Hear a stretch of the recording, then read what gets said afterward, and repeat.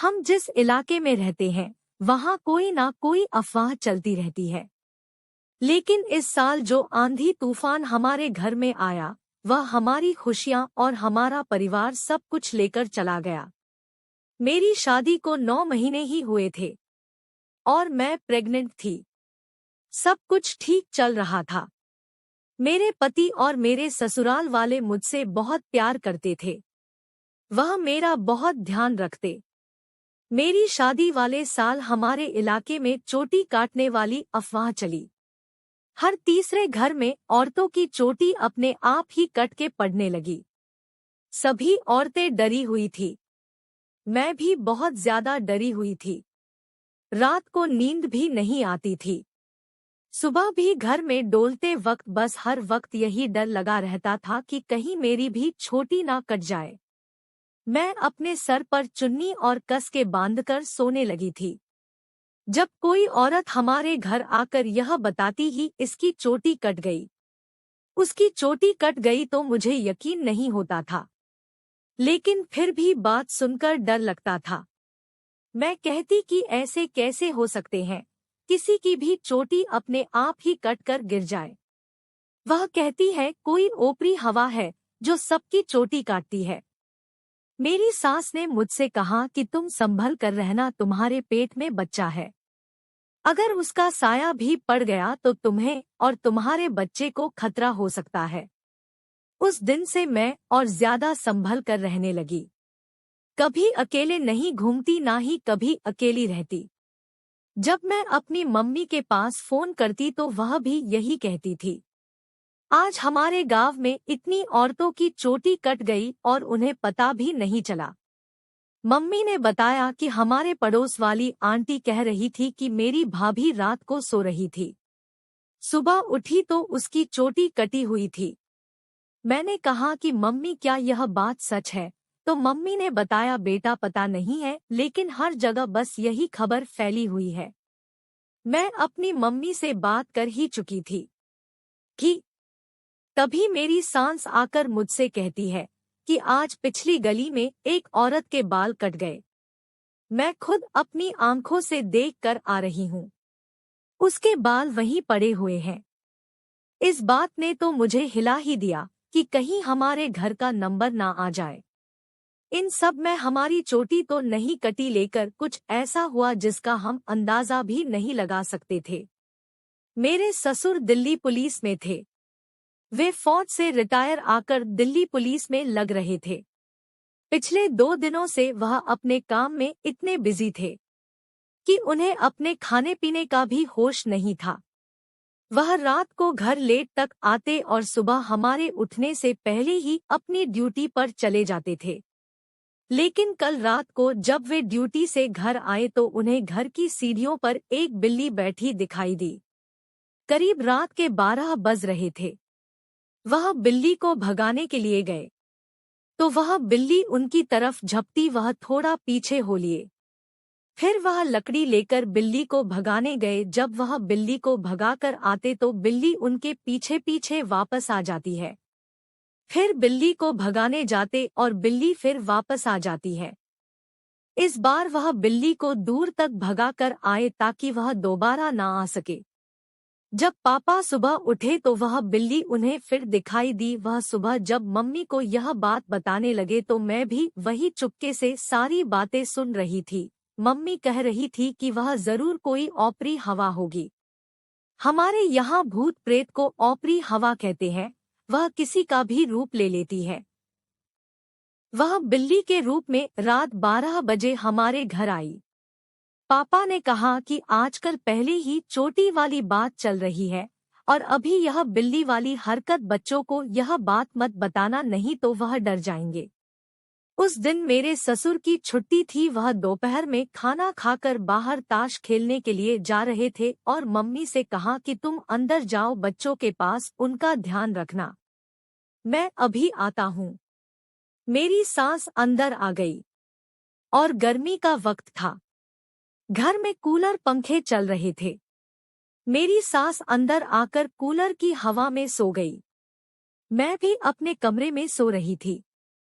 करीब आधे घंटे के बाद जब मैं छत पर कपड़े उतारने गई तो मेरे ससुर मेन गेट पर खड़े होकर बीड़ी पी रहे थे। वह कभी नीचे उतरते फिर ऊपर आ जाते।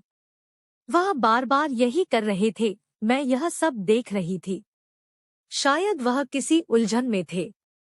कुछ देर बाद जब मैं कपड़े उतार के अंदर आई तो मेरे ससुर बाहर तख्त पर लेटे हुए थे और उनकी बीड़ी और लाइटर नीचे जमीन पर पड़े हुए थे। मेरे हाथ में कपड़े ज्यादा होने की वजह से मैं उन्हें नहीं उठा पाई और अंदर कपड़े लेकर चली गई।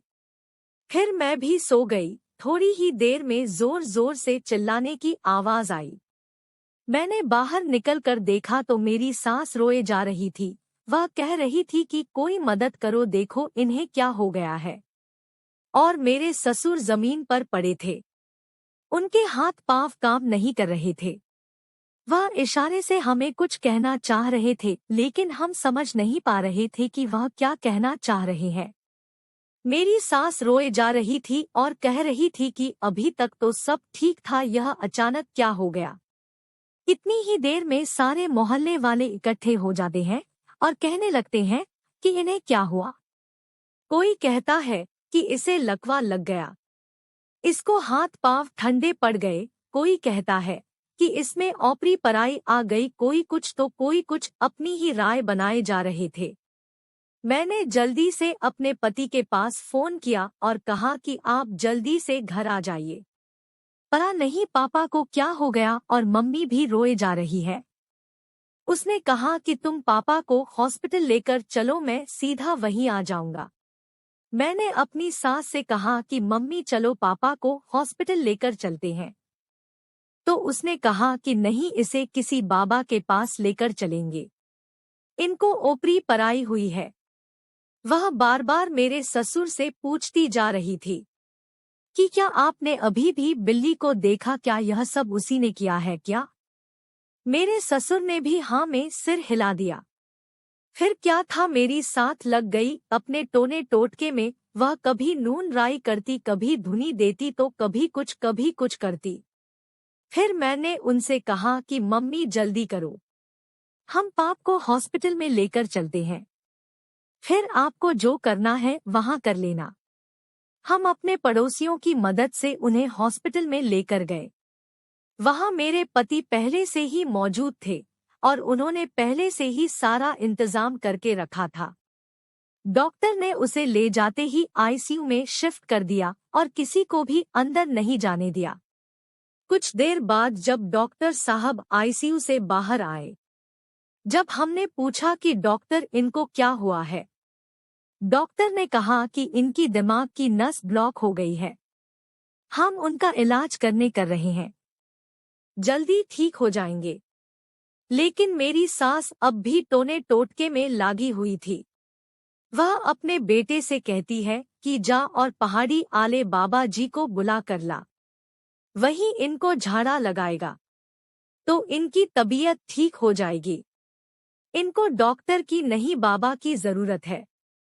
मेरे पति ने कहा कि माँ आप पागल हो गई है, इस वक्त उनको डॉक्टर की जरूरत है, न कि किसी बाबा की।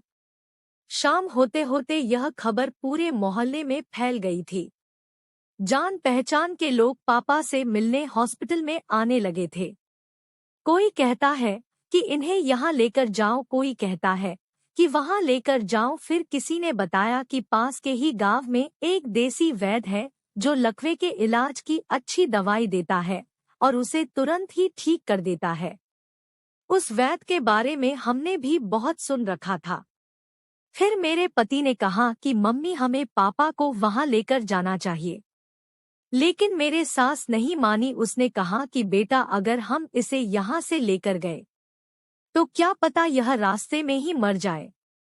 इनकी हालत अभी यहाँ से कहीं भी लेकर जाने की नहीं है, हम कोई भी रिस्क नहीं ले सकते। मेरे पति ने कहा कि मम्मी हम पापा को एम्बुलेंस में लेकर जाएंगे और वह वैद्य भी पास ही के गांव में है, तो हमें ज्यादा वक्त भी नहीं लगेंगे। पापा वहां जाते ही ठीक हो जाएंगे। हमने वहां लोगों को ठीक होते देखा है। मेरी सास ने कहा कि मैं यहाँ से कहीं नहीं लेकर जाने दूंगी। जो करना है तुम यही कर सकते हो। मेरे पति ने उनसे बहुत मिन्नतें की, लेकिन वह नहीं माने। अब जो भी लोग हमसे मिलने आते हैं, यही सलाह देते कि इन्हें लकवा लगा है। अगर तुम ज्यादा दिन तक यहाँ डॉक्टर के पास रखोगे तो ग्लूकोज की बोतल लगाकर तुम्हारे पापा को और खराब कर देंगे। यह डॉक्टर की नहीं, वैद्य की बीमारी है और लकवा के इलाज डॉक्टर के पास नहीं है। यह छोटे डॉक्टर पैसे बनाने के चक्कर में मरीज को पटके रखते हैं। इस बीमारी में ठंड की नहीं, शरीर को गर्मी की जरूरत होती है, जिससे खून दौरा कर सके। इस बीमारी में दिमाग की नस ब्लॉक हो जाती है, जिसे लोग समझ नहीं पाते हैं और डॉक्टर मरीज के दिमाग का ऑपरेशन कर देते हैं। लेकिन यह बीमारी बिना ऑपरेशन के भी ठीक हो जाती है, अगर परिवार वाले समझदारी से काम ले। ऐसे ही 2 दिन बीत गए, लेकिन मेरे ससुर की हालत में कोई सुधार नहीं आया। वह दिन-ब-दिन उनकी हालत बिगड़ती जा रही थी। 2 दिन बाद तो इन डॉक्टर ने उन्हें बड़े हॉस्पिटल के लिए रेफर कर दिया। कहा कि अब इसका इलाज हमारे पास नहीं है। इसके दिमाग का ऑपरेशन होगा जो यहाँ नहीं हो सकता। बड़े हॉस्पिटल में लेकर जाना होगा, वही इसका ऑपरेशन होगा। मेरे पति और मेरी सास उसे बड़े हॉस्पिटल लेकर गए, लेकिन वहां पर जाते जाते उनकी हालत इतनी खराब हो गई कि वह ढंग से आंख भी नहीं खोल पा रहे थे। एक पल के लिए तो इन्हें लगा कि जैसे उन्होंने पापा को खो दिया हो। जल्दी ही वह हॉस्पिटल पहुंच गए। वहां जाकर डॉक्टर ने तुरंत उनका ऑपरेशन शुरू कर दिया और कहा कि कुछ भी हो सकता है। यह कोई छोटा मोटा ऑपरेशन नहीं है, यह दिमाग का ऑपरेशन है। अगर हमने अभी इनको ऑपरेशन नहीं किया तो वैसे भी इनकी जान को खतरा है। अगर ऑपरेशन करते हैं तो भी इनकी जान को खतरा है। अब आपको डिसाइड करना है कि ऑपरेशन करवाना है या नहीं। ऑपरेशन के बाद इनकी हालत में कुछ सुधार आ जाए। अगर नहीं किया तो इनकी जान को ज्यादा खतरा होगा। तब मेरी सास ने कहा कि आपको जो ठीक लगे वो कीजिए, बस मेरे पति को बचा लीजिए। डॉक्टर ने तुरंत उनका ऑपरेशन शुरू कर दिया। करीबन 8 घंटे तक मेरे ससुर का दिमाग का ऑपरेशन चला। डॉक्टर ने उनकी सिर की हड्डी निकालकर उनके पेट में रख दी थी। उनके सिर का एक हिस्सा खाली हो चुका था। वो ठीक तो हो चुके थे, लेकिन उनका एक हाथ और पैर अभी भी काम नहीं करते थे और ना ही उनका दिमाग काम करता था और ना ही बोल पाते थे। वह एक जिंदा लाश की तरह रहते थे। हमारे रिश्तेदारों को यह खबर मिली तो वे उनसे मिलने आते और कहते कि लकवा के रोगी को डॉक्टर के पास नहीं ले जाना चाहिए, उन्हें देसी इलाज की जरूरत होती है। लकवा जानलेवा नहीं होता, लेकिन लापरवाही बरते डॉक्टर के पास लेकर जाए तो यह जानलेवा हो सकता है, क्योंकि डॉक्टर जाते ही ग्लूकोज लगा देते हैं, जिससे शरीर में ठंड बढ़ जाती है, जिसकी वजह से और नस ब्लॉक हो जाती है और ठीक होने के चांस बहुत कम हो जाते हैं। डॉक्टर इसे दिमाग की नस ब्लॉक होना कहते हैं, लेकिन आम भाषा में इसे लकवा कहते हैं।